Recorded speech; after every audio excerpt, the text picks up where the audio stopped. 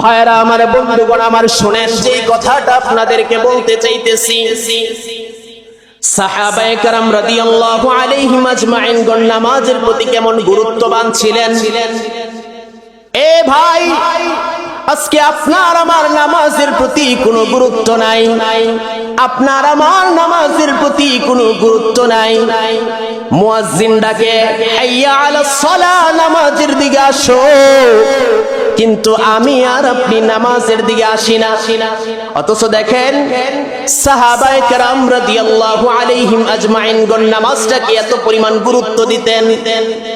আজকে আমাদের কাপড়ের উপরে কাপড় আছে, এক কাপড় নয়, আমার আলনার মধ্যে, আমার ওয়ার্ডরোবের মধ্যে কাপড়ের অভাব নাই, তবুও আমরা নামাজ পড়তে যাইতে পারি না। অথচ সাহাবায়ে কেরাম রাদিয়াল্লাহু আলাইহিম আজমাইন গণ নামাজটাকে এত পরিমাণ গুরুত্ব দিতেন। আল্লাহর নবীর সাহাবী আব্দুল্লাহ আনসারী রাদিয়াল্লাহু আনহু, আব্দুল্লাহ আনসারী রাদিয়াল্লাহু আনহু বলেন, একদিন আল্লাহর হাবিব সাল্লাল্লাহু আলাইহি ওয়াসাল্লাম মসজিদের মধ্যে বসে সাহাবায়ে কেরামদেরকে বলতেছেন, ও সাহাবায়ে কেরাম, আমি আমার একজন তাজাল্লি সাহাবী, আমি আমার একজন ভালো সাহাবী আব্দুল্লাহ আনসারীকে তো আমি দীর্ঘদিন যাবত দেখতে পারতেছি না। ও সাহাবায়ে কেরাম, দেখো না আব্দুল্লাহ আনসারী কোথায় আছে। এবার সাহাবায়ে কেরাম বললেন, ইয়া রাসূলুল্লাহ, ইয়া হাবিবাল্লাহ, ও পয়গম্বর, আমিও তো জানি না, আচ্ছা দেখি তো আব্দুল্লাহ আনসারী কোনো অসুস্থ হয়ে গেছে কিনা, না ওর বাড়ির মধ্যে কোনো সমস্যা হইল কিনা। এই চিন্তা করে আব্দুল্লাহ আনসারী রাদিয়াল্লাহু আনহুর বাড়িতে আল্লাহর হাবিব সাহাবায়ে কেরামদেরকে নিয়ে চললেন আব্দুল্লাহ আনসারীর বাড়িতে। আব্দুল্লাহ আনসারীর বাড়ির মধ্যে সাহাবায়ে কেরাম এবং আল্লাহর হাবিব সহ তারা সবাই গেলেন। যাওয়ার পর আব্দুল্লাহ আনসারী রাদিয়াল্লাহু আনহু ঘরের মধ্যে এভাবে নক করতেছে, একবার দুইবার তিনবার নক করে সালাম দেয়। একবার সালাম দেয়, কোনো জবাব নাই, দ্বিতীয়বার সালাম দেয়, কোনো জবাব নাই, তৃতীয়বার সালাম দেয়, কোনো জবাব নাই। এভাবে সালাম দেওয়া শেষ হয়ে গেলে আবার আল্লাহর হাবিব সাল্লাল্লাহু আলাইহি ওয়াসাল্লাম और বাড়ি থেকে আব্দুল্লাহ আনসারীর বাড়ি থেকে চলে আসতেছেন। বাড়ি থেকে চলে আসার পর পিছন দিয়ে আব্দুল্লাহ আনসারী ডাক দিয়া বলেন, ইয়া রাসূলুল্লাহ, ইয়া হাবিবাল্লাহ, ও পয়গম্বর, আপনি আমার বাড়িতে আসছিলেন, আমাকে আপনি সালাম দিচ্ছেন, সালাম দেওয়ার পর আপনি আমাকে পান নাই, আমি ভিতর থেকে কোনো জবাব দেই নাই। ওগো পয়গম্বর, আমার জবাবটা না দেওয়ার কারণটা আপনি একটু শুনেন। ও পয়গম্বর, আপনি আমাকে একবার সালাম দিছেন, দুইবার সালাম দিছেন, তিনবার সালাম দিছেন, সালামের কোনো জবাব দিতে পারি না। ও পয়গম্বর, আপনি আমার কাহিনীটা শুনবেন। আমি কেন সালাম দেই নাই, সালামটা কেমনে দেব? আমি যে ঘরের মধ্যে আছি, আমার বিবিরও একটা কাপড়, আমারও একটা কাপড়, এই একটা কাপড় দিয়া আমি আর আমার বিবি দাঁড়ায় দাঁড়ায় নামাজ পড়ি। ও পয়গম্বর, আপনি দীর্ঘদিন যাবত আমাকে মসজিদের মধ্যে পান নাই, না পাওয়ার কারণ একটাই পয়গম্বর গো, আল্লাহ আমার এমন গরিব বানাইছে, আল্লাহ আমাকে একটা কাপড় দিছে, একটা কাপড় দিয়া আমিও নামাজ পড়ি, আমার বিবিও নামাজ পড়ে। পয়গম্বর বলেন, ও আব্দুল্লাহ, এক কাপড় দিয়া তোমরা কেমনে নামাজ পড়ো? খুব হৃদয় বিদারক একটা ঘটনা। আব্দুল্লাহ আনসারী বলতেছেন, ইয়া রাসূলুল্লাহ, ইয়া হাবিবাল্লাহ, একটা কাপড় দিয়া কেমনে নামাজ পড়ি একটু শুনবেন নি গো পয়গম্বর? আব্দুল্লাহ আনসারী বলতেছেন, ইয়া রাসূলুল্লাহ, ওই যে দেখেন আমার ঘরের মধ্যে ছোট্ট একটা ঘর, এই গড়ের মধ্যে একটা কর্নারের মধ্যে আমি একটু গর্ত কইরা রাখছি। ওই গর্তটার মধ্যে আমি যখন নামাজের সময় হয়ে যায়, আমি আমার বিবিটাকে উলঙ্গ অবস্থায় ওই গর্তটার মধ্যে রেখে দেই। আমার বিবি দাঁড়ায় থাকে আর আমি আমার ওই বিবির কাপড়টা পরিধান করে আমি আপনার পিছনে যাইয়া সবার লাস্টে যাইয়া নামাজ পড়ি। আবার সালামটা ফিরানোর সঙ্গে সঙ্গে আমি আব্দুল্লাহ চলে আসি। ও পয়গম্বর, আজকে একটা কাপড় দিয়ে আমরা দুইজনে নামাজ পড়তেছি ভাইরা আমার। আল্লাহ পাক রব্বুল আলামিন বলতেছেন, আমি আল্লাহ তাআলা ইনসান এবং মানুষ এবং জিন জাতিকে আমি আল্লাহ তাআলা কেন সৃষ্টি করেছি? ভাইরা আমার লক্ষ্য করে শুনবেন। শুরুতেই বলছিলাম আল্লাহ পাক রব্বুল আলামিন আপনাকে আমাকে বেহুদা কিন্তু বানান নাই। আল্লাহ আপনাকে আমাকে বেহুদা সৃষ্টি করেন নাই। আমাকে আপনাকে আল্লাহ তাআলা উদ্দেশ্য নিয়ে সৃষ্টি করেছেন। আল্লাহ বলতেছেন না, ফাহাসিবতুম আন্নামা খলাকনাকুম আবাথা। ও বান্দা, তোরা কি ভাবছো আমি আল্লাহ তাআলা তোমাদেরকে অনর্থক সৃষ্টি করেছি, অনর্থক বানাইছি? না না, আল্লাহ বলেন, ওয়ামা খলাকতুল জিন্না ওয়াল ইনসা ইল্লা লিয়াবুদুন। আল্লাহু আকবার। রব্বুল আলামিন আমাকে আপনাকে কিন্তু অনর্থক সৃষ্টি করেন নাই। সৃষ্টি করার কারণ একটাই, বান্দা হায়াত পাইছো, জীবন পাইছো। আমি আল্লাহ তোমাকে বানাইছি। আমি আল্লাহ তোমাকে বানানোর পর তোমার জন্য কিন্তু জান্নাত বানায় রাখছি বান্দা। আল্লাহ বলেন, আমি মানুষ এবং জিন জাতিকে সৃষ্টি করেছি ইবাদতের জন্য। আল্লাহ তাআলা কিসের জন্য সৃষ্টি করেছেন? ইবাদতের জন্য। কথা বলবেন, কিসের জন্য? ইবাদতের জন্য। আচ্ছা দেখেন তো, আমরা একটা বিল্ডিং যখন বানাই, আমরা এদিকে খেয়াল করব।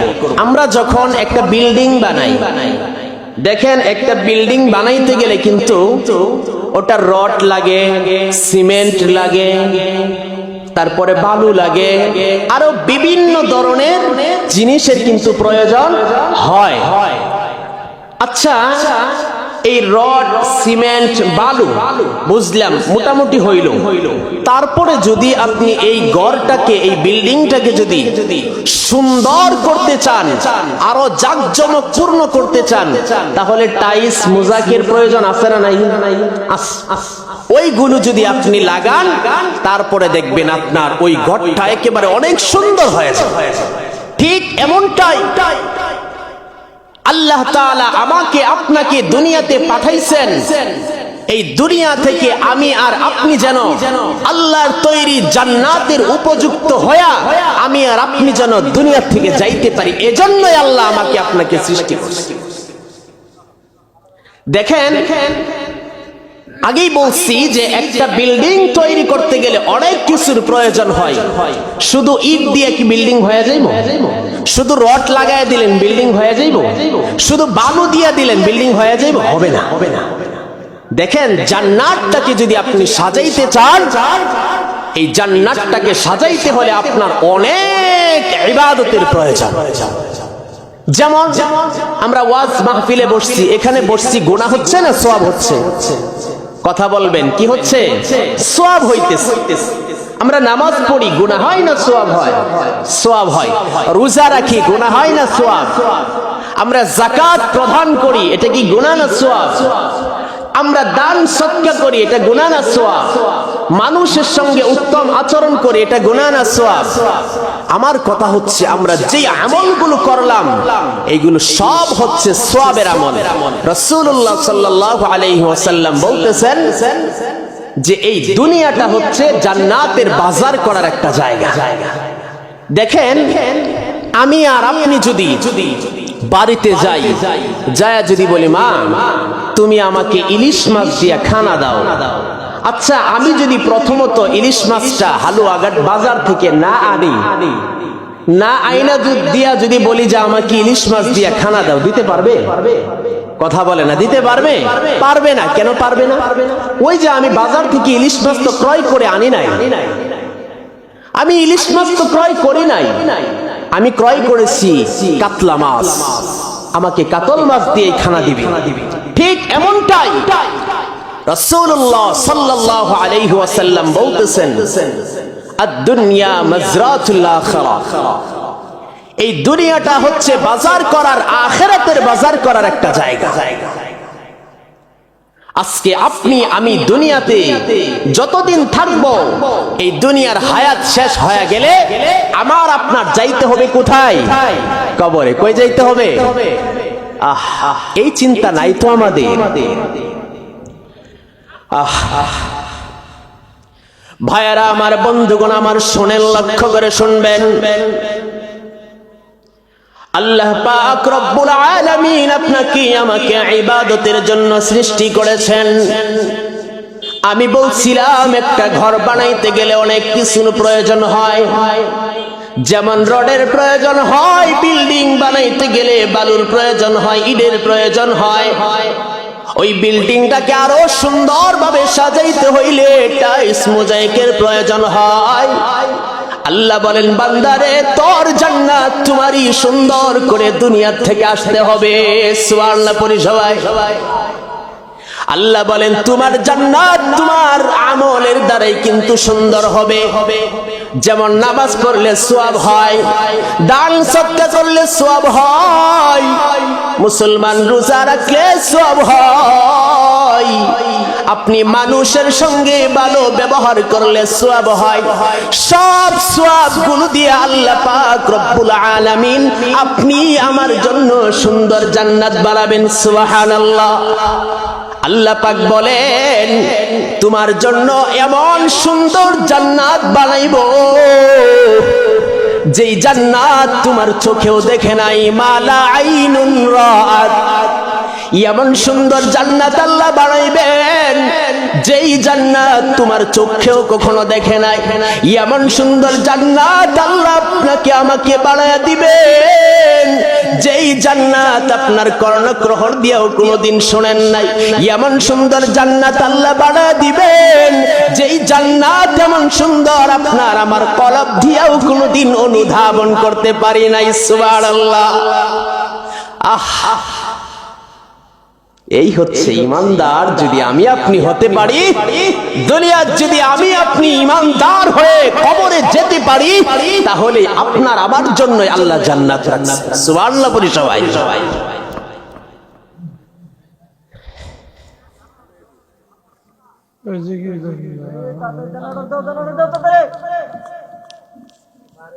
কথাটা বলতেছিলাম যে আমার আপনার জন্য আল্লাহ তাআলা এমন সুন্দর জান্নাত বানায় রাখছেন যেই জান্নাত আপনার চোখ কখনো দেখে নাই, যেই জান্নাত আপনার কলব দিয়া কোনোদিন অনুধাবন করতে পারেন নাই, যেই জান্নাতের গান আপনার কর্ণগ্রহণ দিয়া কোনোদিন ঢুকে নাই, এমন জান্নাত আল্লাহ তাআলা আমাকে আপনাকে দান করবেন। কেমনে দান করবেন? আগেই বলছিলাম যে আপনি দুনিয়া থেকে, দুনিয়ায় থাকাকালীন আপনার ওয়াইফের কাছে, আমার মার কাছে যদি আমি যায় বলি মা ইলিশ মাছ দিয়া খানা দাও, ইলিশ মাছ আমার আগে ক্রয় করতে হবে, তারপর ইলিশ মাছ দিয়া খানা খাইতে পারবো। ভাই আমাকে আপনাকে দুনিয়াতে রব্বুল আলামিন পাঠাইছেন, দুনিয়াতে আমি আর আপনি যখন আমল করব, রোজার আমল, নামাজের আমল, হজের আমল, যাকাতের আমল, দানের আমল, সদকার আমল যখন আমি আপনি করতে পারবো, তখনই রব্বুল আলামিন আপনার আমার জন্য সুন্দর জান্নাত দিবেন। সুবহানাল্লাহ। আসেন ভাইরা আমার, বন্ধুগণ আমার, আল্লাহ পাক রব্বুল আলামিন আপনাকে আমাকে বলছিলাম অনর্থক কিন্তু বানান নাই। দেখেন আপনি আমি আমল, কি আমল করব এখন? এতক্ষণ বললাম আমল, কি আমল করবেন? এখন আসেন আমল হলো আপনি আমি পড়ছি লা ইলাহা ইল্লাল্লাহু মুহাম্মাদুর রাসূলুল্লাহ সাল্লাল্লাহু আলাইহি ওয়াসাল্লাম। আমরা সবাই এই কালিমাটা পড়ছি না? ও ভাই কথা কয় না, কালিমাটা পড়ি নাই? পড়ছি। আমরা সবাই এই কালিমা পড়ছি। এখন দেখেন এই কালিমার তিনটা স্তর আছে, তিনটা স্তর আছে। প্রথম স্তর হচ্ছে এই কালিমার প্রথম স্তর হচ্ছে ইকরার বিল লিসান, দুই নাম্বার স্তর হচ্ছে তাসদীক বিল জিনান, তিন নাম্বার স্তর হচ্ছে আমাল বিল আরকান। আপনি ইকরার বিল লিসান মানে হচ্ছে আমরা সবাই এই জবান দিয়ে কালিমা পড়লাম। দুই নাম্বার কালেমাটাকে আপনার মনে প্রাণে বিশ্বাস করতে হবে। তিন নাম্বার এই কালেমাকে আপনার এই জমিনের মধ্যে কালেমার যে হুকুম আছে এই জমিনের মধ্যে প্রতিষ্ঠিত করতে হবে। এখন আসেন আমরা সবাই লা ইলাহা ইল্লাল্লাহু মুহাম্মাদুর রাসূলুল্লাহ পড়লাম। এখন লা ইলাহা ইল্লাল্লাহু মুহাম্মাদুর রাসূলুল্লাহ পয়রা সবাই আমরা কি মুসলমান হয়ে গেছি। আচ্ছা বলেন তো কাফেরের জন্য কি নামাজ কাফেরের উপরে ফরজ? নামাজ কি কাফেরের উপরে ফরজ? কার উপরে ফরজ? মুসলমানের উপর। কার উপর? মুসলমানের উপর নামাজ ফরজ। আপনার আমার উপর নামাজ ফরজ। আচ্ছা দেখেন তো আমি আর আপনি কি নামাজ পাঁচ ওয়াক্ত পড়ি? কথা কয় না, পড়তে পারি। আপনি কি মনে করছেন নামাজ না পড়ে জান্নাতে যাবেন? দেখেন আমি যে বলি শুধু ইবাদত ইবাদত, ইবাদতটা কি? এই নামাজের জন্য আমার রাসূলুল্লাহ সাল্লাল্লাহু আলাইহি ওয়াসাল্লাম তায়েফের ময়দানের মধ্যে দাঁত ভাঙছেন। এই নামাজকে প্রতিষ্ঠিত করার জন্য সাহাবায়ে কেরাম তার জীবন পর্যন্ত বিলায় দিয়েছেন। আজকে আমি আর আপনি সহজে ইসলাম পাইছি। ইসলামটা একেবারে সহজে পাইছি, তো এজন্য কোনো গুরুত্ব দেই না। আপনি আমি যদি কষ্ট করে ইসলাম পাইতাম তাহলে এটার প্রতি একটা গুরুত্ব থাকতো। আজকে আমি আর আপনি ইসলামটাকে পাইছি একেবারে সহজে, এজন্য নামাজের প্রতি কোনো গুরুত্ব নাই, ইবাদতের প্রতি কোনো গুরুত্ব নাই, ওয়াজ মাহফিলের প্রতি কোনো গুরুত্ব নাই। মোট কথা হচ্ছে ইবাদতের প্রতি কোনো গুরুত্ব নেই। আল্লাহ পাক রব্বুল আলামিন বলেন আমি আল্লাহ তাআলা তোমাদেরকে অনর্থক বানান নাই, আমি আল্লাহ তাআলা তোমাদেরকে ইবাদতের জন্য সৃষ্টি করেছি। রব্বুল আলামিন আপনাকে আমাকে সৃষ্টি করার পর আপনার উপর আমার উপর কিছু আমল দিয়া দিয়েছেন। আমরা সবাই কালিমা পড়লাম, কালিমা পড়া সবাই মুসলমান হয়ে গেছি। এখন মুসলমান হয়ে কি আপনি যদি কোনো ইবাদত না করেন আপনি কিন্তু জান্নাতে যাইতে পারবেন না। রব্বুল আলামিন আপনার আমার জন্যই কিন্তু বলতেছেন ইন্নাল্লাযীনা আমানু ওয়া আমিলুস সালিহাত। আল্লাহু আকবার। ইন্নাল্লাযীনা আমানু ওয়া আমিলুস সালিহাতি কানাত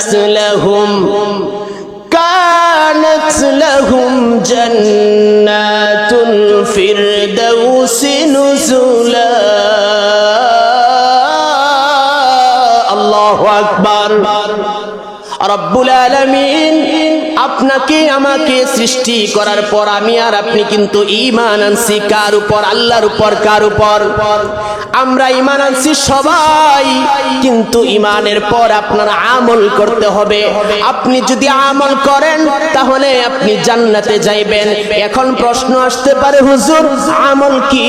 প্রথমত আমাদের আমল হচ্ছে এক নাম্বার হচ্ছে ঈমান আনলাম। ঈমানের পর আল্লাহ বলতেছেন তোমরা আমলে সালেহা করো। ও বান্দারা আল্লাহ পাক রব্বুল আলামিন আমাদেরকে আমলে সালেহা করার জন্য বলছেন। আমলে সালেহা কি? আসেন এক নম্বরে নামাজ, দুই নম্বরে রোজা, হজ, যাকাত, এরকম দান সদকা, এগুলো হচ্ছে আমল। এছাড়াও আমাদের জন্য অনেক আমল রয়ে গেছে, কিন্তু আমাদের সমাজের মধ্যে এখন যে আমলটা একেবারে গাফলতির সাথে চলে সেই আমলটা হচ্ছে নামাজ। কোনটা? নামাজ। আপনি সব কিছু করতে পারলেন, কিন্তু আপনি নামাজ পড়তে পারলেন না। ওই যে ক্ষেতের মধ্যে যায় কাজ করলেন, সকাল থেকে সন্ধ্যা পর্যন্ত কাজ করলেন, শরীরে লাগে না। মিনি কয়েক ঘন্টা পরে পরে খানা খাইতেছেন, আবার বাড়িতে আসতেছেন, ফ্রেশ হয়ে আবার চায়ের দোকানে আড্ডা দিতেছেন। ও বান্দা, তোমাকে কিন্তু আল্লাহ তাআলা আড্ডা দেওয়ার জন্য বানান নাই, তোমাকে অনর্থক সৃষ্টি করে নাই, তোমাকে কিন্তু আল্লাহ বেহুদা বানাই নাই। আল্লাহ বলেন, বান্দারে, তোরে আমি আল্লাহ তাআলা বেহুদা সৃষ্টি করি নাই, সৃষ্টি করছি একজন এজন্যই তুমি ইবাদত করবা। বান্দা কি ইবাদত করবা? ইবাদত করবা মুয়াজ্জিন যখন আযান দেয়, হাইয়া আলাস সালাহ, যখন মুয়াজ্জিন বলে আসো কল্যাণের দিকে, আসো নামাজের দিকে আসো, আমরা কেমন হতভাগা উম্মত হয়ে গেলাম। মুয়াজ্জিন ডাকে এই দিক দিয়া, আমরা ওই যে বাম দিক দিয়া থুতনার মধ্যে সিগারেট লয়ে আবার বাম দিক দিয়া যাই, আছে না নাই? আমাদের অভ্যাসটা এমন, মুয়াজ্জিন আযান দেয়, আয় নামাজের জন্য, আয় সালাতের জন্য, আয় কল্যাণের দিকে আয়। ও ভাই, 5 ওয়াক্ত নামাজের সময় আমাকে আপনাকে কিন্তু ডাকতেছে। আপনি আর আমি যে ঘাড়তেরামি কইরা বাম দিকে যাই, আল্লাহ যদি কয় তোরে আমি নামাজের সময় ডাকছিলাম, তোরে আমি ইবাদতের সময় ডাকছিলাম, ঘাড়তেরামি কইরা যেমন বাম দিকে গেছো, আজকে যাও তোরেও আমি ঘাড়ের মধ্যে ধাক্কা দিয়া জাহান্নামে ফালায়া দিলাম। কি আল্লাহ পারে না? পারে না? কথা কয় না, আল্লাহ পারে না? পারে না? পারে। কি মনে করছেন মরবেন না? আহা, মইরেন, মরণের পরে যায় হিসাবটা দিয়েন ভালো করে। আমার যুবক ভাইয়েরা মনে করে কি, আরে বয়স তো মাত্র কিছুদিন হইছে। কত যুবক মারা যাইতেছে গাড়ির তলে, লঞ্চের নিচে, পানির তলে, হোন্ডা অ্যাক্সিডেন্ট, কত যুবক মারা যাইতেছে। আমাদের কি মনে করে যে হুজুরদের কাম নামাজ পড়া, ইবাদত করা, করো, হুজুররাই জান্নাতে যায়, আমরা জাহান্নামে যাই? এটা কি কাম? আল্লাহ কি হুজুর আর খেজুর দেখবেন নি? আল্লাহ সবাই একসাথে হিসাবটা নেবেন, তবে আলেমদের ব্যাপারটা ভিন্ন। ভাইরা আমার, আমি বলছিলাম যে নামাজ, আজকে আমাদের মধ্যে নামাজের প্রতি কোনো গুরুত্ব নাই। দেখেন সাহাবায়ে কেরাম রাদিয়াল্লাহু আনহুগণ, ওনারা নামাজের প্রতি কত গুরুত্ব দিতেন। একটু একটা ঘটনা দিয়ে আপনাদেরকে বুঝায় দেই, আপনাদেরকে একটা ঘটনার মাধ্যমে বুঝায় দেই, শুনবেন মনোযোগ দিয়া। আমার কথা হচ্ছে, ভাই, ফাইদা জা আজালুহুম লা ইস্তাখিরুনা সাআতাও ওয়া লা ইস্তাকদিমুন। আপনি কি ভাবছেন যে যখন আজরাইল আসবে তখন আপনাকে মিস কল দিয়ে আসবে, যাইতাছি রেডি হও, এমনটা কি? কল দেবে, আবার বলবে, লোক পাঠায়া বলবে। সন্ত্রাসরে যখন ধরতে আসে, সন্ত্রাসের তো আবার যায় ওই যে পুলিশের সাথে, ওদের সাথে খাতির থাকে, আবার ওরা বইলা যে ভাই আসতেছে, একটু সাইড হয়ে যায়। আচ্ছা, আজরাইলকে এটা কইবো যে ঠিক হয়ে যাও? ভাই, ফাইদা জা আজালুহুম লা ইস্তাখিরুনা সাআতাও ওয়া লা ইস্তাকদিমুন। মরণের সময় যখন হয়ে যাবে, আপনার আমার জীবনটা যখন এই জমিন থেকে শেষ হয়ে যাবে, ঠিক তখনই আজরাইল আপনার আমার পাশে দাঁড়ায়া আপনার আমার আত্মা, আপনার আমার রূহটাকে একেবারে খাপ করে কবজ করে নিয়ে যাবে, খাপ করে কবজ করে নিয়ে যাবে। আপনার যদি ওই সময় আমল বেগতিক অবস্থা থাকে, আপনার আমল যদি ওই সময় ভালো না থাকে, আপনার ইবাদত যদি ওই সময় ঠিক না থাকে, আপনাকে কি আমাকে যখন 3.5 হাত কবরের মধ্যে নিয়ে ঢুকায়া রাখবে, কেউ তো নাই পাশে, উপরে মাটি, নিচে মাটি, ডান সাইডে মাটি, বাম সাইডে মাটি, উপরে নিচে চতুর্দিকে শুধু মাটি আর মাটি। ওই সময় আপনার সাথী বলতে কিছু থাকবে না, একমাত্র সাথী বলতে থাকবে হচ্ছে আপনার আমল। আপনার আমল থাকবে। ভাইরা আমার, এখনো আমরা সোজা হয়ে যাই। দেখেন কিছুদিন আগে আমাদের মাঝে ভূমিকম্প হয়েছিল না? এমন ভূমিকম্প আমরা যেহেতু ঢাকায় থাকি, মোটামুটি আমরা ভালো অনুভব করতে পারছি। মনে হচ্ছে যে আর মনে হয় 2-3 সেকেন্ড যদি হইতো না, মনে হয় বিল্ডিং নিচে যাই। আচ্ছা, ওই বিল্ডিং নিচে গেলে আমরা কই যাইতাম? কথা কই না, আমরা কই যাইতাম? নিচে যাইতাম। আর নিচে গেলে যদি আমল নিয়ে না যাই, ডান্ডা কি আপনার জন্য আর আমার জন্য কি আলাদা নাকি? আমল আমার খারাপ থাকলে আমারও জাহান্নাম, আপনার খারাপ থাকলে আপনারও কই জাহান্নাম। আর জাহান্নামের আগুন কি সহ্য করতে পারবেন না? পারবেননি? একটু দেখেন তো, একটু মোমবাতি জ্বালায় না, এই যে হাতের তালার মধ্যে দিয়ে দেখবেন যে পারি। যদি না পারেন তাহলে আর নামাজ ছাইরেন না। যদি মনে করেন যে না, আগুন আমার হাতের মধ্যে দিলে আমি আগুনটাকে সহ্য করে নিতে পারবো, তাহলে আপনার নামাজ রোজার দরকার নেই। পারবেননি কেউ? আহা, বুঝবেন মরার পরে বুঝবেন। আমাদের এখন কথা তো মজা লাগে না। আল্লাহ, ভাইরা আমার, বন্ধুগণ আমার, শুনেন যে কথাটা আপনাদেরকে বলতে চাইতেছি। সাহাবায়ে কেরাম রাদিয়াল্লাহু আলাইহিম আজমাইন গণ নামাজের প্রতি কেমন গুরুত্ববান ছিলেন। এ ভাই, আজকে আপনার আমার নামাজের প্রতি কোনো গুরুত্ব নাই।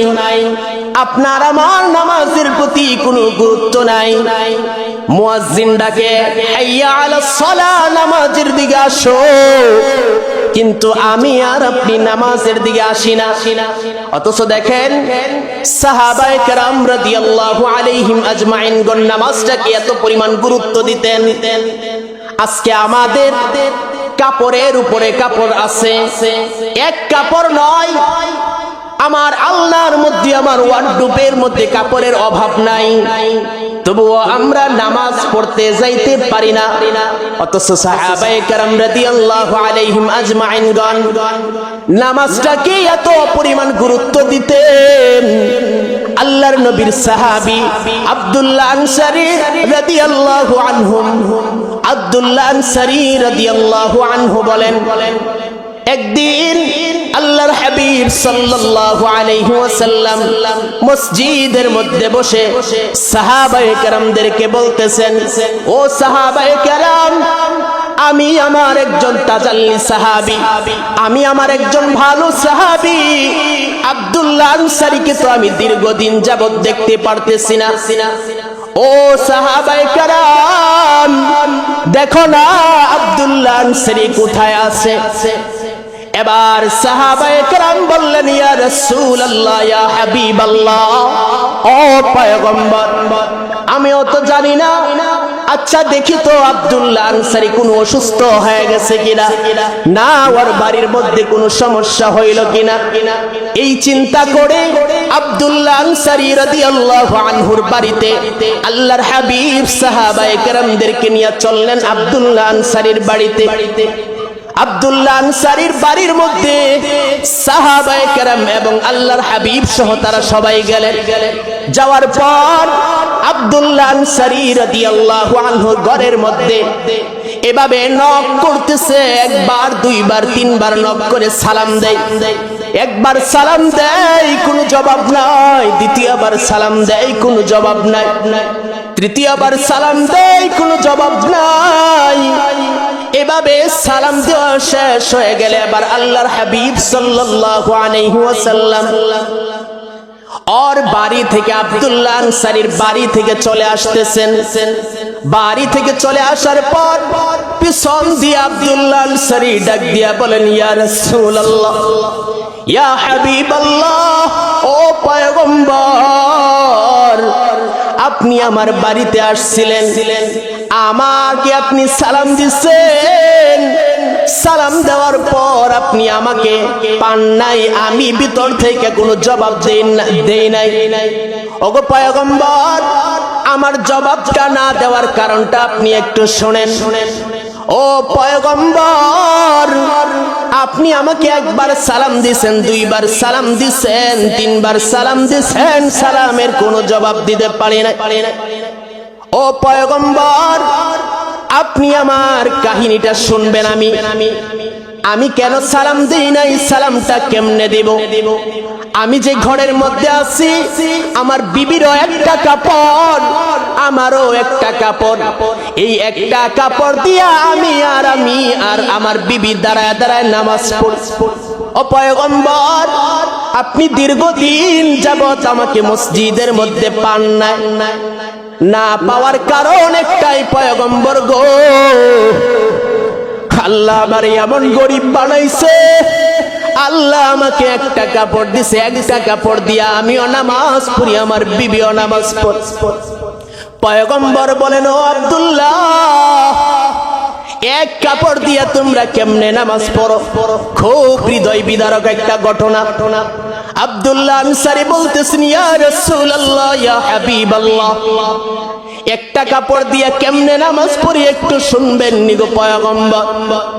আব্দুল্লাহ আনসারী বলতেছেন, ইয়া রাসূলুল্লাহ, ওই যে দেখেন আমার ঘরের মধ্যে ছোট্ট একটা ঘর, এই ঘরের মধ্যে একটা কর্নারের মধ্যে আমি একটু গর্ত কইরা রাখছি, ওই গর্তটার মধ্যে আমি যখন নামাজের সময় হয়ে যায় আমি আমার বিবিটাকে উলঙ্গ অবস্থায় ওই গর্তটার মধ্যে রেখে দেই, আমার বিবি দাঁড়ায় থাকে আর আমি আমার ওই বিবির কাপড়টা পরিধান করে আমি আপনার পিছনে যাইয়া সবার লাস্টে যাইয়া নামাজ পড়ি, আবার সালামটা ফিরানোর সঙ্গে সঙ্গে আমি আব্দুল্লাহ চলে আসি। ও পয়গম্বর, আজকে একটা কাপড় দিয়ে আমরা দুইজনে নামাজ পড়তেছি ভাইরা আমার, এই ঘটনার দ্বারা আমরা কি বুঝলাম? এত কাপড়, এত কিছু থাকার পরেও আমি কেমন হতভাগা, আমি আর আপনি আল্লাহর ইবাদত নামাজ পড়তে পারি? কি বুঝলেন? সাউন্ড বাড়ান। কি বুঝলেন? এই হচ্ছে সাহাবায়ে কেরামের নামাজের প্রতি গুরুত্ব, আর আমার আর আপনার নামাজের প্রতি গুরুত্ব এরকম, বুঝছেন না? আমার কথা একটাই, দুনিয়াতে যতদিন থাকবো, যতদিন দুনিয়াতে থাকবো, দুনিয়ায় আল্লাহ তাআলা আমাকে আপনাকে যতদিন হায়াত দিবেন, আল্লাহর ইবাদত আমি আর আপনি করব তো ইনশাআল্লাহ। ভাইরা আমার, আমি যেইটা মূল আলোচনা আজকে আপনাদের সম্মুখে করব, দেখেন আমাদের মাঝে আমাদের গ্রাম অঞ্চলের কথাটাই আমরা বলি, যেরকম আমাদের গ্রামের মধ্যে এমনও মানুষ আছে আমরা একটু কুধারণাটা একটু বেশি করি, আমাদের মধ্যে একটা বদ ধারণা একটু বেশি লালন হয়। দেখেন, বদ ধারণা যদি আপনি করেন, কুধারণা যদি আপনি করেন, কুমন্ত্রণা যদি আপনি কারো প্রতি করেন, এবং পরনিন্দা এবং গীবত যদি আপনি কারো সঙ্গে করেন, রব্বুল আলামিন আপনার আমার জন্য কি শাস্তি রাখছে একটু দেখেন। আল্লাহ বলতেছেন, ইয়া আইয়ুহাল্লাযীনা আমানু ইজতানিবু কাসীরাম মিনাজ-যন্ন। আল্লাহ বলেন, ইয়া আইয়ুহাল্লাযীনা আমানু ইজতানিবু কাসীরাম মিনাজ-যন্ন। আচ্ছা বলেন তো, আমাদের মধ্যে মানুষের প্রতি খারাপ ধারণা আসে না? আসে না? আসে না? আমরা সবাই ফেরেশতা নাকি? আমাদের মধ্যে কুধারণা, বদ ধারণা আসে না? আসে তো। দেখেন আল্লাহ বলতেছেন, আল্লাহ কিন্তু ঈমানদারদেরকে বলতেছেন, আল্লাহ যেমন বলতেছেন তোমরা আমল করো, আল্লাহ তাআলা আবার বলতেছেন তোমরা গুনাহ থেকে বেঁচে থাকো। আপনি আমল করলেন কিন্তু গুনাহ করলেন, আপনি নামাজ পড়লেন গালি দিলেন, আপনি নামাজ পড়লেন সুদ খাইলেন, আপনি নামাজ পড়লেন মানুষের হক মাইরা খাইলেন, আপনি নামাজ পড়লেন মানুষের সঙ্গে অন্যায় জুলুম ভাবে তাকে অত্যাচার করলেন, এই নামাজ কি আপনাকে জান্নাতে নিবে? এই নামাজ জান্নাতে নিবে? নিতে পারবে না তো। দেখেন আল্লাহ পাক রব্বুল আলামিন এজন্যই আপনাকে আমাকে সতর্ক করতেছেন, বলতেছেন, হে ঈমানদারগণ, আল্লাহ আমাদেরকে বলতেছেন তোমরা ইজতানিবু কাসীরাম মিনাজ-যন্ন, তোমরা অধিক ধারণা থেকে বেঁচে থাকো। যেরকম আমরা মানুষের প্রতি খারাপ ধারণা করি, যেরকম আমরা মানুষের প্রতি কুধারণা করি, এই সমস্ত ধারণা থেকে আল্লাহ তাআলা আমাকে আপনাকে কি করতে বলছেন?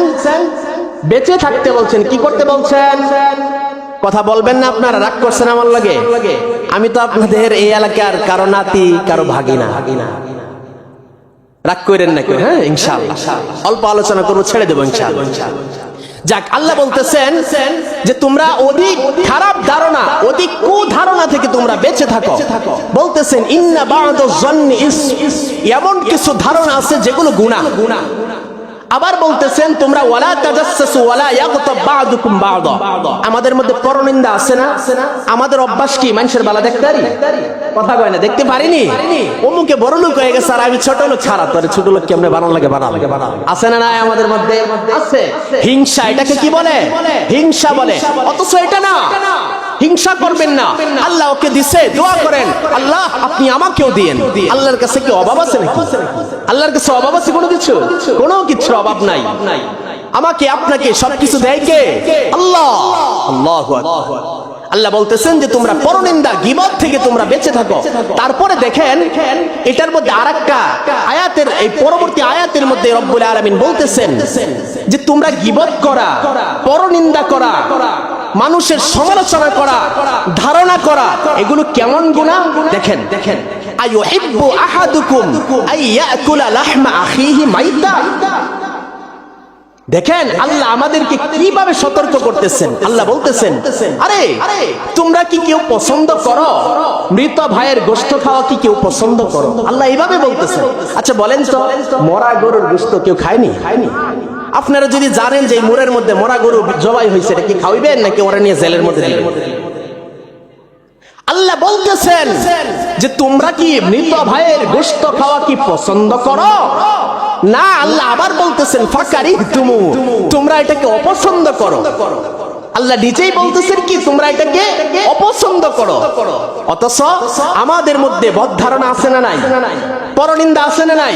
গীবত আছে না নাই? আল গীবাতু আশাদ্দু মিনাজ জিনা। রাসূলুল্লাহ বলতেছেন যে গীবত হচ্ছে জিনার চেয়েও বড় ভয়ঙ্কর। নাউজুবিল্লাহ পড়ি সবাই। আপনি ওই যে চাষটলে বৈশা বৈশা আরেকজনের নামে গীবত করতেছেন আর চুমুক দিতেছেন চার মধ্যে, কি শান্তি? এটা শান্তি না অশান্তি? বুঝবেন মইরালন, তারপরে বুঝছেন যে হুজুরে কি কইছেন, বাগিনায় কি কয়ে গেছে। দেখেন আল্লাহর হাবিব সাল্লাল্লাহু আলাইহি ওয়াসাল্লামের কাছে, আল্লাহর হাবিব সাল্লাল্লাহু আলাইহি ওয়াসাল্লামের কাছে এক সাহাবী জিজ্ঞাসা করতেছেন, বলতেছেন قال رسول الله صلى الله عليه وسلم إن فلانة تذكر من صلاتها وصيامها। রাসূলুল্লাহ সাল্লাল্লাহু আলাইহি ওয়াসাল্লামের কাছে একজন আয়েশা বলতেছেন ইয়া রাসূলুল্লাহ, অপর্দার অন্তরালের মা বোনেরা শুনে লক্ষ্য করে আজকে গীবত আপনি করতেছেন, আরেকজনের নামে আপনি আরেকজনের কাছে গীবত করতেছেন, মনে করতেছেন আপনি অনেক বড় একজন কিছু হয়ে গেছেন। আজকে আমাদের মা বোনদের মধ্যেও এমন একটা স্বভাব আছে, নামাজ পড়ে গীবত কয়, রোজা রাখে গীবত কয়। আজকে আমাদের মধ্যেও এমন স্বভাব আছে, নামাজ পড়ি গীবত কই, হজ করি গীবত কয়, সাদকা করে গীবত কয়।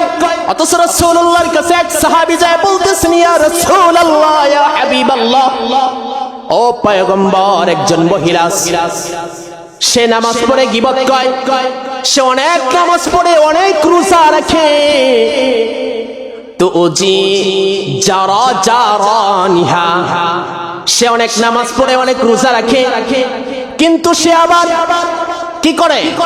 সে আবার প্রতিবেশীর সাথে পরনিন্দা করে, সে প্রতিবেশীকে দেখতে পারে না, সে প্রতিবেশীর সঙ্গে খারাপ আচরণ করে। রাসূলুল্লাহ বলেন হিয়া ফিন্নার, সেই মহিলা যাবে জাহান্নামে। কই যাবে? জাহান্নামে যাবে। কেন যাবে?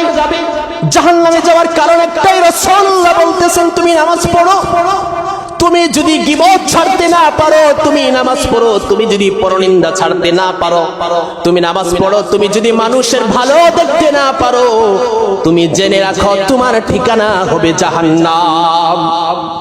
ঠিক আরেকজন মহিলা রাসূলুল্লাহর কাছে যায়, বলতে রাসূলুল্লাহ সাল্লাল্লাহু আলাইহি ওয়াসাল্লামের কাছে আপনার একজন সাহাবী বলতেছেন যে ইয়া রাসূলুল্লাহ, আরেকজন মহিলা আছে, সে নামাজও কম, মোটামুটি 5 ওয়াক্ত নামাজ পড়ে, নফল রোজা তেমন, নফল নামাজ তেমন পড়তে পারে না, অল্প কিছু সদকা করে, কিন্তু সে প্রতিবেশীর সঙ্গে হিংসা করে না, হাসাদ করে না, সে পরনিন্দা করে না। রাসূলুল্লাহ বলতেছেন হিয়া ফিল জান্নাহ। আল্লাহু আকবার। আল্লাহ রাসূলুল্লাহ বলতেছেন সে জান্নাতি। কি? রাসূলুল্লাহ বলতেছেন সে জান্নাতি। আপনি আমি নামাজ পড়লাম, রোজা রাখলাম, সব করলাম, কিন্তু আরেকজনের নামে গীবত গাইলাম, নামাজ রোজার সব থাকবো নি? কলসির নিচ দিয়া যদি একটু ফোঁকা থাকে, ওই সারা দিন একবারে সকাল থেকে সন্ধ্যা পর্যন্ত টিপবেন টিউবওয়েলের নিচ দিয়া, পানি থাকবো? থাকবো নি? আপনি যাই টুকটাক নামাজ পড়েন, রোজা রাখেন, হজ করেন, যাকাত এইগুলো করতেছেন, কিন্তু আপনি গীবত করলেন, আপনি মানুষের ভালো চাইলেন না, মানুষের সঙ্গে খারাপ আচরণ করলেন, আপনার এই আমল থাকবে? এদিকে শুনেন রাসূলুল্লাহ কি বলতেছেন, শুনেন। রাসূল আকরাম সাল্লাল্লাহু আলাইহি ওয়াসাল্লাম বলতেছেন, সাহাবায়ে কেরাম শোনো,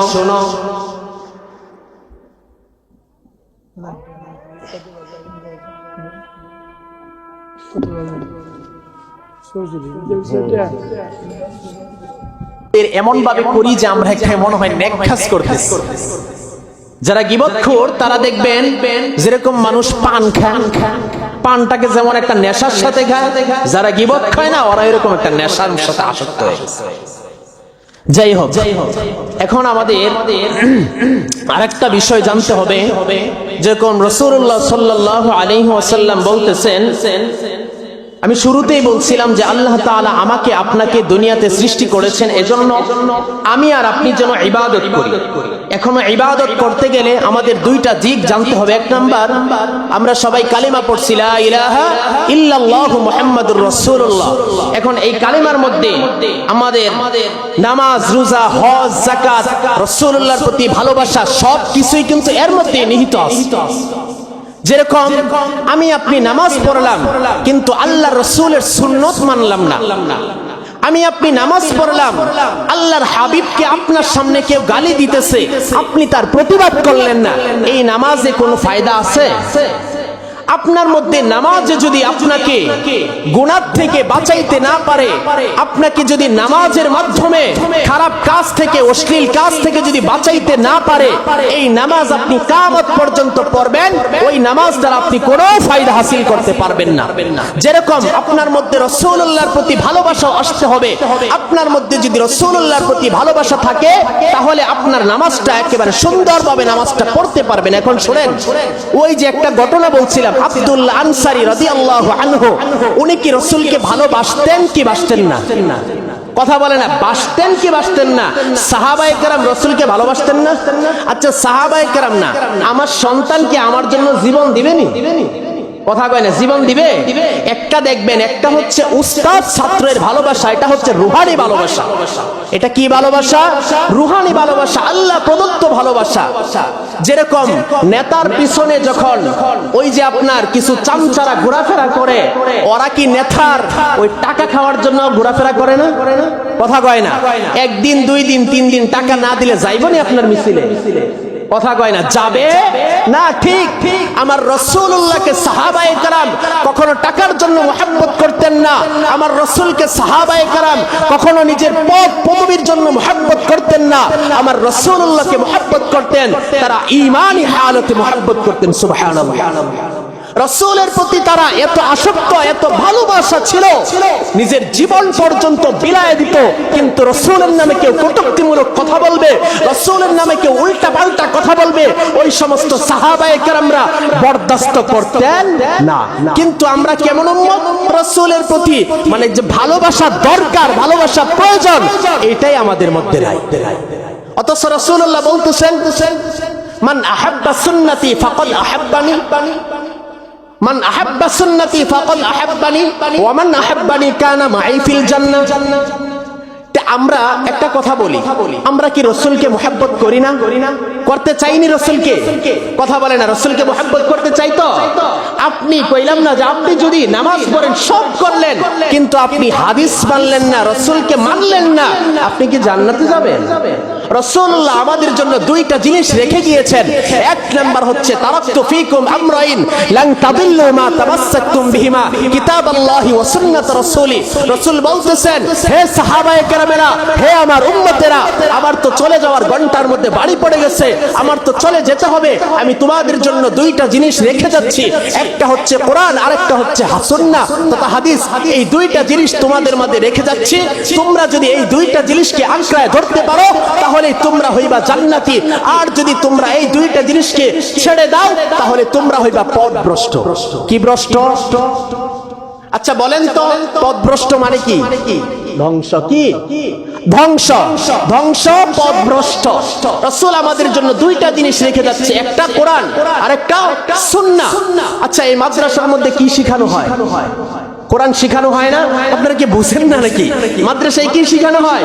কোরআন শেখানো হয়, রাসূলের সুন্নাহ শেখানো হয়, হাদিস শেখানো হয়। আচ্ছা বলেন তো এই সমস্ত মাদ্রাসাগুলোর মহব্বত করার দরকার আছে না নাই? আহারে বুঝবেন ওই দিন।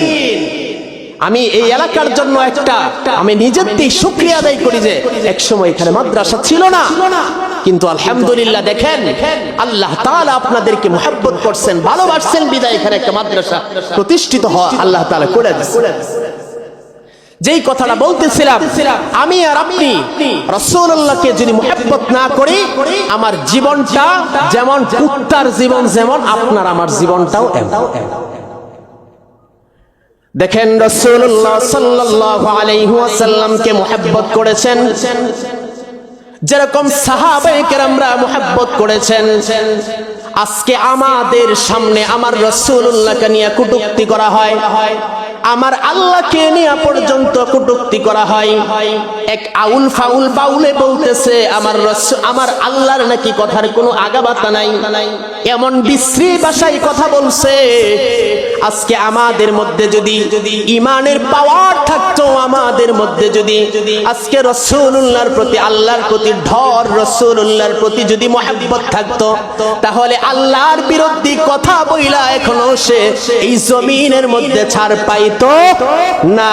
দেখেন রাসূলুল্লাহকে 2-3 দিন আগে, ওই যে গতকালকের একটা ঘটনা ভালুকায়, আমার রাসূলুল্লাহকে এক কুলাঙ্গারের বাচ্চায় গালি দিয়েছে, আর উত্তম একটা বিচার মুসলমানরা করে দিছে।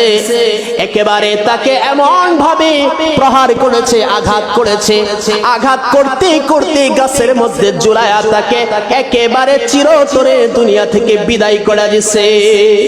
এটাই হচ্ছে রাসূলুল্লাহর প্রতি মহব্বত। আজকে আপনি আমি যদি রাসূলকে মহব্বত করতে যাই, কিছু নাস্তিক বাম রামরা আমাদের বিপক্ষে দাঁড়ায় যায়, ঠিক কিনা বলেন? এজন্য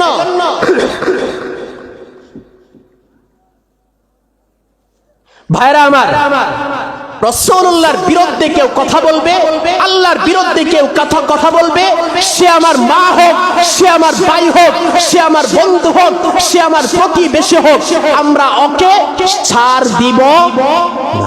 আমরা ওকে ছাড় দিব না। আপনার ঈমান কি?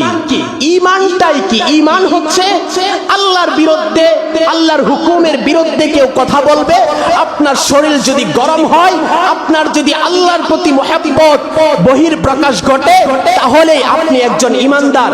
আর আপনার সামনে আল্লাহর বিরুদ্ধে কথা বলে, রাসূলের বিরুদ্ধে কথা বলে, আপনি আর আমি যদি চুপ থাকি, তাহলে বুঝবেন আপনার আর আমার জীবন আবু জাহেলের জীবনের মতো। আচ্ছা বলেন তো, আবু জাহেল কি রাসূলের পক্ষে ছিল না বিপক্ষে ছিল? কথা বলে বুঝে না কথা। বিপক্ষে ছিল না? বিপক্ষে ছিল। উতবা সাইবা ওরা কি রাসূলুল্লাহর বিপক্ষে ছিল না? ওরা সবাই বিপক্ষে ছিল। আচ্ছা ওরা কি জান্নাতি না জাহান্নামী? দেখেন হযরত আবু বকর রাদিয়াল্লাহু আনহু রাসূলকে এমন ভালোবাসছেন, আল্লাহু আকবার। ভাইয়েরা আমার, বন্ধুগণ আমার, আল্লাহর হাবিব সাল্লাল্লাহু আলাইহি ওয়াসাল্লামের সাহাবী হযরতে আবু বকর রাদিয়াল্লাহু আনহু আমার পয়গম্বরকে কেমন মহব্বত করতেন, কেমন ভালোবাসতেন। আমার আল্লাহর হাবিব সাল্লাল্লাহু আলাইহি ওয়াসাল্লাম ওই ভালোবাসার নমুনাগুলো আমাদেরকে শিখায়া দিয়েছে। যেমন আমরা দান সদকা করার মধ্যে কিন্তু একেবারে পিছায় গেছি। 10 টাকা দান করতে চাই না, আমরা এই মাদ্রাসা মসজিদের মধ্যে দান করতে চাই না। অথচ সাহাবায়ে কেরাম আমার রাসূলের মুহাব্বত নিয়ে আমার সাহাবায়ে কেরামরা দান সদকার প্রতি এমন ভাবে আগ্রহমান ছিল। হযরত রাসূল আকরাম সাল্লাল্লাহু আলাইহি ওয়াসাল্লাম তাবুকের যুদ্ধ থেকে ফিরে আসছে, আবার অন্য একটা যুদ্ধের ময়দানে যাবে। শুনেন ঘটনাটা, শুনেন সাহাবায়ে কেরামের ভালোবাসা আর আমাদের ভালোবাসা। তাবুকের যুদ্ধের মধ্য থেকে আসছে, আবার অন্য যুদ্ধের মধ্যে যাবে, অন্য একটা যুদ্ধের মধ্যে যাবে, এবং সবাইকে সব সাহাবায়ে কেরামদেরকে নিয়ে বসছে। বসার পর সাহাবায়ে কেরাম রাদিয়াল্লাহু আনহুকে বলতেছেন, ও সাহাবায়ে কেরাম, আমরা এক যুদ্ধ থেকে আসছি এবং অন্য যুদ্ধের মধ্যে এখন আমাদের যেতে হবে। যুদ্ধের মধ্যে যেতে হলে আপনার আমার কিন্তু সাহাবায়ে কেরামদেরকে বলতেছেন ওখানে টাকার প্রয়োজন, উটের প্রয়োজন, অনেক মাল সামানের প্রয়োজন। এখন যেহেতু আমরা এক যুদ্ধ থেকে আসছি, অন্য যুদ্ধের মধ্যে যেতে হবে, অনেক কিছুর প্রয়োজন। সাহাবায়ে কেরাম বলতেছেন, ইয়া রাসূলুল্লাহ, আপনি বলেন কি কি প্রয়োজন? সাহাবায়ে কেরামকে আল্লাহর হাবিব বলতেছেন, ওমর তুমি কি দিবা? আবু বকরকে বলতেছেন তুমি কি দিবা? এভাবে হযরত আলী, আবু বকর, উমর সবাইকে বলতেছেন তোমরা এখন সবাই বাড়িতে যাও। সবাই বাড়িতে চলে গেছে। আবু বকর গেছে আবু বকরের বাড়িতে, উসমান গেছে উসমানের বাড়িতে, ওমর গেছে উমরের বাড়িতে, আলী গেছে আলীর বাড়িতে। ও ভাই, মনোযোগ দিয়ে শুনবেন। হযরত আবু বকর রাদিয়াল্লাহু আনহু গেছে আবু বকরের বাড়িতে, সবাই সবার বাড়িতে চলে গেছে। উমর তার মাল থেকে এক ভাগ নিয়ে আসছে, উসমান আলী অর্ধেক অর্ধেক নিয়ে আসছে। সবাইকে আল্লাহর হাবিব বলতেছেন, ও সাহাবায়ে কেরামেরা, তোমরা যে বাড়িতে গেলা, তোমরা কি কি নিয়ে আসছো একটু বলো। তখন সবাই বলতেছেন, আল্লাহর হাবিব আমি অর্ধেকটা আনছি। ওমর বলতেছেন আমি এক ভাগ রেখে আসছি, 2 ভাগ নিয়ে আসছি। আলী বলতেছেন আমি অর্ধেক রেখে আসছি, অর্ধেক নিয়ে আসছি। উসমান বলতেছেন আমি অর্ধেক রেখে আসছি, অর্ধেক নিয়ে আসছি। সবাই একে একে রাসূলুল্লাহকে বলতেছেন এভাবে। হঠাৎ করে দেখতেছেন আবু বকর চলে আসছে। আবু বকর চলে আসছে আর দূরে দাঁড়ায় গেছে। আবু বকর দাঁড়ায় রইছে। আবু বকরকে আল্লাহর হাবিব ডাক দিচ্ছে, ডাক দিয়া বলতেছেন, আবু বকর তুমি আসো, তুমি কি আনছো? তখন আবু বকর বলতেছেন, ইয়া রাসূলুল্লাহ। আবু বকরের চোখ দিয়ে পানি চলে আসছে। ইয়া রাসূলুল্লাহ, ইয়া হাবিবাল্লাহ, আমি কি আনবো? আমি তো গরিব সাহাবী, আমার তো তেমন মাল সম্পদ নাই। আল্লাহর হাবিব বলতেছেন, আবু বকর তুমি কি আনছো বলো। আবু বকর বলতেছেন, ইয়া রাসূলুল্লাহ, ইয়া হাবিবাল্লাহ, আপনি আমাকে সবাইকে তাদের বাড়ির মধ্যে পাঠিয়ে দিবেন, সবাই মাল আনছে, আমিও আনছি। বলতেছেন তুমি কি আনছো? তখন বলতেছেন, ও পয়গম্বর, আমি কি আনছি আপনি শুনবেন। আল্লাহর হাবিবের সাহাবী আবু বকর বলতেছেন, আবু বকর ও পয়গম্বর, আমি আমার ঘরের মধ্যে যা ছিল, আমি আমার ঘর ঝাড়ু দিয়া দিয়া সব মাল সম্পদ আমি আপনার দরবারে নিয়ে আসছি। আল্লাহু আকবার। দেখছেন আবু বকর তার ঘরের মধ্যে যা ছিল সব কিছু ঝাড়ু দিয়া দিয়া আল্লাহর হাবিবের পা মুবারকের সামনে আয়না রাইখা দিছে। আল্লাহর হাবিব বলতেছেন, আবু বকর তুমি ঘরের মধ্যে কি রেখে আসছো? আবু বকর জবাব দেয়, ইয়া রাসূলুল্লাহ, ইয়া হাবিবাল্লাহ, আমি ঘরের মধ্যে শুধু আল্লাহ এবং তার রাসূলকে রেখে আসছি। আল্লাহু আকবার। আজকে আপনি আমি আল্লাহর হাবিবের সুন্নতি মানি না। এই হানজালা রাদিয়াল্লাহু আনহু নিজের জীবন পর্যন্ত বিলায় দিয়েছে। খুবাইব রাদিয়াল্লাহু আনহু নিজের জীবন পর্যন্ত আল্লাহর হাবিবের জন্য বিলায় দিয়েছে। আজকে আমি আর আপনি বিলায় দিব দূরের কথা, আল্লাহর হাবিবের বিরুদ্ধে আচরণ করি।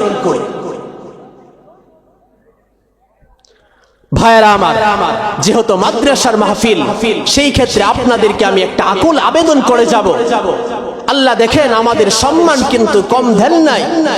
আল্লাহ ইজ্জত সম্মান আমাদের অনেক দিয়েছে, আলহামদুলিল্লাহ। আমি একটা অনুরোধ করে যাব, বয়ান শেষ, কথা হচ্ছে মাই ইউরিদুল্লাহু বিহি খায়রা ইউফাক্কিহু ফিদ্দীন। রাসূল বলতেছেন আমি আল্লাহ যাকে পছন্দ করি, আল্লাহ বলতেছেন আমি আল্লাহ যাকে পছন্দ করি আমি তাকেই দ্বীনের জ্ঞান দান করি। আজকে এখানে সন্তানেরা মাদ্রাসায় পড়তেছে, কোরআন পড়তেছে, এটা কি দ্বীনের জ্ঞান না? কথা বলেন, এটা কি দ্বীনের জ্ঞান না? আপনি সব কিছুই শিখলেন, আপনি সব শিখলেন, বাংলাদেশের পড়া একবারে পুরা বিশ্বের পড়া শেষ, আপনার মধ্যে কোরআন ঢুকে নাই। আপনি লিখা রাখেন, আপনি কিছুই শিখেন, আপনি লিখে রাখেন, কিছুই শিখেন নাই। আপনি কি ভাবতেছেন যে মরার পরে মরে যাব, জানাজা পড়াবে, কবরের মধ্যে রেখে আসবে, পরে যা মন চা তা হইব, এমনটা না, না, আযাব হবে, আযাব হবে। দেখেন আল্লাহ পাক বলতেছেন, ইয়াউমা লা ইয়ানফাউ মালু ওয়ালা বানুন। আজকে আপনি আপনার সন্তানের জন্য দুনিয়াতে সন্তানটাকে ভালো একটা ভবিষ্যৎ গড়ার জন্য সন্তানের জন্য লক্ষ লক্ষ টাকা ব্যয় করতেছেন, সন্তানকে ভালো একটা ইউনিভার্সিটিতে পড়ানোর জন্য লক্ষ লক্ষ টাকা ব্যয় করতেছেন, কিন্তু আপনি কেমন হতভাগা বাবা হইলেন, আপনি কেমন হতভাগা দাদা হইলেন, আপনি কেমন হতভাগা চাচা হইলেন যে আপনার একটা বাবা সন্তানকে মাদ্রাসায় পড়াইতে পারলেন না, একটা সন্তানকে মাদ্রাসায় শিক্ষিত করতে পারলেন না। আমার কথা হচ্ছে, আপনার অনেক বড় মাওলানা হতে হবে না, আপনি প্রাথমিক পর্যায়ের যে শিক্ষাটা আছে, কোরআন হাদিসের যে প্রাথমিক পর্যায়ের শিক্ষাটা আছে, ওই শিক্ষাটা কমপক্ষে আপনি দেন। আপনি যদি দিতে পারেন, দেখবেন এই সন্তানের দ্বারা আপনি কোনোদিন অপমান হবেন না, এই সন্তানের দ্বারা আপনি কোনোদিন ক্ষতিগ্রস্ত হবেন না। আজকে দেখেন না, যেহেতু ঢাকা শহরে থাকি, কত মানুষ আইসা বলে, হুজুর সন্তানরে অনেক টাকা খরচ করায়া বিশ্ববিদ্যালয়ে পড়াইছি, আজকে এই সন্তান বউ নিয়ে আমেরিকায় থাকে, লন্ডন থাকে, কানাডায় থাকে, আজকে বাবা এদিকে কাতরাচ্ছে অসুস্থ অবস্থায়, মাকে এক গ্লাস পানি ভরে দেওয়ার মতো কোনো লোক নাই। এটাই হচ্ছে মাদ্রাসা শিক্ষা। মাদ্রাসা শিক্ষাটাকে কখনো অবজ্ঞা করবেন না, মাদ্রাসা শিক্ষাটাকে কখনো অপমান করবেন না। রাসূলুল্লাহ সাল্লাল্লাহু আলাইহি ওয়াসাল্লাম বলতেছেন, মান সালাকা তরিকান ইয়ালতামিসু ফীহি ইলমা সাহালাল্লাহু লাহু বিহি তরিকান ইলাল জান্নাহ। একটা মাদ্রাসার তালিবুল ইলম যখন রাস্তা দিয়ে হাঁটতে থাকে, ওই মাদ্রাসার তালিবুল ইলমের ছাত্রের পায়ের নিচের মধ্যে আল্লাহ তাআলা তার ফেরেশতা দিয়া নূরের পল বিছায় দেয়। সুবহানাল্লাহ। এই হচ্ছে মাদ্রাসা শিক্ষা। রাসূলুল্লাহ সাল্লাল্লাহু আলাইহি ওয়াসাল্লাম বলতেছেন, হাশরের ময়দানের মধ্যে যখন আপনার আমার হিসাব শুরু হয়ে যাবে, তখন হাফেজে কোরআন যারা হবে, ইকালু লিসাহিবিল কোরআন ইকরা ওয়ারতাকি ওয়ারাতিল কামা কুনতা তুরাতিল ফিদ দুনিয়া ফাইন্না মানসিলাকা ইনদা আখিরি আয়াতিন তাকরাউহা। আল্লাহু আকবার বলি সবাই। রাসূলুল্লাহ বলতেছেন, একজন হাফেজের কত মর্যাদা, একজন হাফেজে কোরআনের কত মর্যাদা, একজন সাহেবে কোরআনের কত মর্যাদা। রাসূল বলতেছেন, ওই হাশরের ময়দানে যখন হিসাব কিতাব সব শেষ, এখন হাফেজে কোরআনকে বলবে, তুমি পড়তে থাকো এবং চড়তে থাকো। আল্লাহ পাক রব্বুল আলামিন বলতেছেন যে এই পর্যন্ত সন্তানরা পড়বে, যতক্ষণ সন্তান পড়তে পড়তে পড়তে পড়তে এক পর্যায়ে যখন সন্তানের পড়া বন্ধ হয়ে যাবে, হাফেজে কোরআনের পড়া বন্ধ হয়ে যাবে, ওখানেই তার জন্য আল্লাহ জান্নাত ব্যবস্থা করবেন। সুবহানাল্লাহ। কেমন জান্নাত? আল্লাহ কি দিবেন? বলতেছেন, ফাইন্না মানসিলাকা ইনদা আখিরি আয়াতিন তাকরাউহা। যখন একটা হাফেজে কোরআন তিলাওয়াত শুরু করতে থাকবে, আর বলছে উঠতে থাকো, উঠতে থাকো, পড়তে থাকো, উঠতে থাকো। এই যে আমরা কোরআন পড়ি না, যেরকম আলহামদুলিল্লাহি রাব্বিল আলামিন আর রহমানির রহিম মালিকি ইয়াউমিদ্দিন ইয়াকা না'বুদু ওয়া ইয়াকা নাস্তাঈন ইহদিনাস সিরাতাল মুস্তাকিম সিরাতাল লাযীনা আন'আমতা আলাইহিম গায়রিল মাগদুবি আলাইহিম ওয়ালাদ-দাল্লিন। আল্লাহু আকবার। আচ্ছা, আমরা যে কোরআন পড়ি মজা লাগে না, লাগে না? আচ্ছা, এখন যদি এখানে স্টেজের মধ্যে এতক্ষণ পর্যন্ত গান গাইতাম, এক দুইটা গান শোনার পরে কইতেন যেটা নামা, ঠিক কিনা বলেন? কিন্তু কোরআন, কোরআন যত পড়বে, কোরআন যত সুর লাগায় পড়তে থাকবে, ওই কোরআন ততই মজা লাগতে থাকবে। যেই কথাটা বলতেছিলাম, হাফেজে কোরআনের মর্যাদা হবে, হাফেজে কোরআনকে বলা হবে তোমরা পড়তে থাকো আর চড়তে থাকো।